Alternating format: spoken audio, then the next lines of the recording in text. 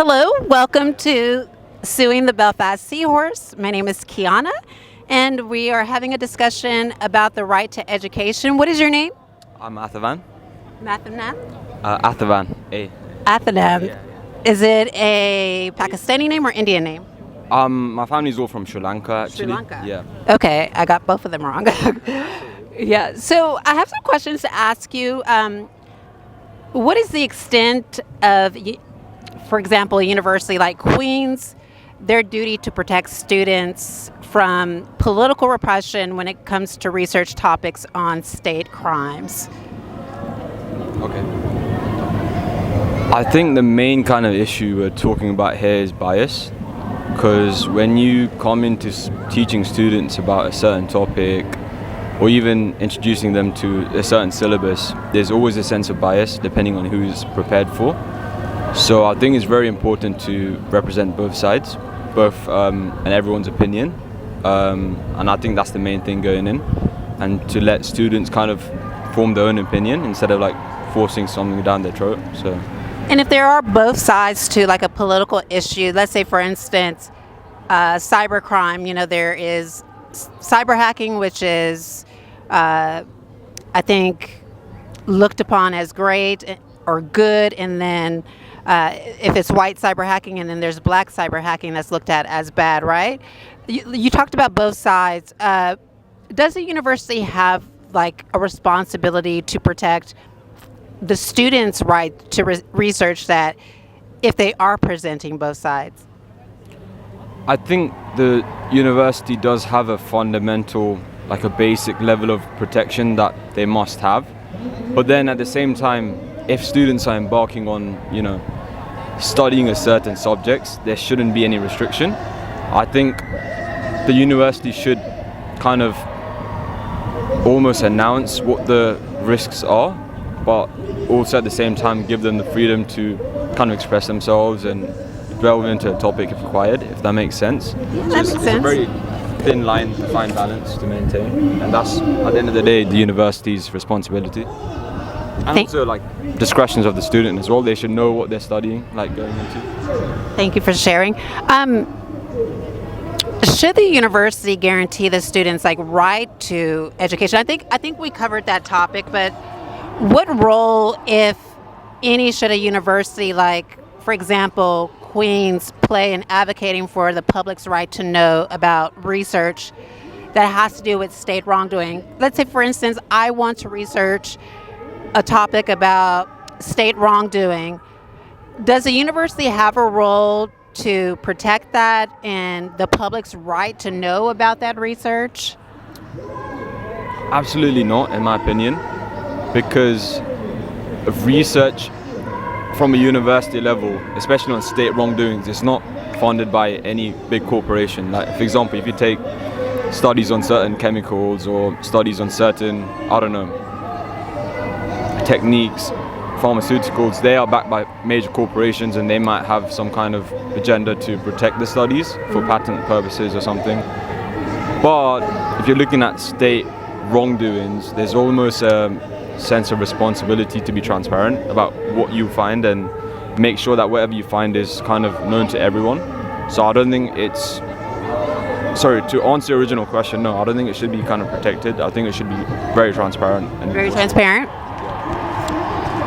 What if you discovered, let's say for instance, Queen's University Belfast or another university that you know about in your city is withholding degrees or taking students their tuition because they sought to research like governmental wrongdoing? This has happened where universities are withholding degrees and keeping their tuition if they are researching state crimes or governmental political repression. Like, if you discovered that, like, do you think that that's wrong? I think that depends on what kind of purpose and why they would withhold it in the first place. If it is to protect, let's say we're researching a very sensitive topic and publication of that topic would endanger a certain population or something like that. If there's like a direct cause and effect to it, then 100% there should be some kind of discretion. but this should be communicated way beforehand to, one, the researchers, and two, the people who fund it. But let's say it's just a topic which has which affects the well-being of a wide variety of people, and no one really gets hurt from it, then it should be like almost your responsibility to publish that in the first place. So it's like, it depends on the context of the research and what the research is in the first place, if that makes sense. Good thinking there. Should universities like those in the European Union, such as Queen's University, like should students be allowed, let's say for instance, if your right to academic freedom were breached, should I be allowed, or if you were going back to university and you wanted to research something that was pertinent and important and in the public's interest, but the university would not allow you to do that, should you be allowed to sue the university under Article 2 of Protocol 1, which is the right to education here, of course, in the European Union under the European Convention on Human Rights? To be honest, I'm not aware of the specific human rights or the law behind it, but just from my pure opinion purposes, I would say that if I'm restricted on like a certain topic and doing research or barred, I would have to have a good understanding of why that is in the first place. And if the reason is, for example, if I'm researching something to do with chemical weapons or something whatnot, I should be known of like what kind of safety risks and protocols I can take, so the actual kind of stakeholders are not affected in the long run. But at the same time, if it's a reasoning is not provided for myself, then I should kind of, maybe not, I don't know if I should invoke that right or not. Obviously I should, because it's a human right, but I should have a clear understanding of why or why not I'm allowed to do that in the first place. And that would be kind of my bedrock on from what I would kind of think and form. Thank you. And last question, there is a Human Rights Commission here in Belfast called Northern Ireland Human Rights Commission. But speaking in general about commissions, human rights commissions, like, do they have a duty to protect students' right to education? Because they are supposed to uphold the United Nations conventions and covenants. If a student's right to education were curtailed by the university or by, I guess, state officials that dislike the research, should human rights commissions step in to protect that right to education?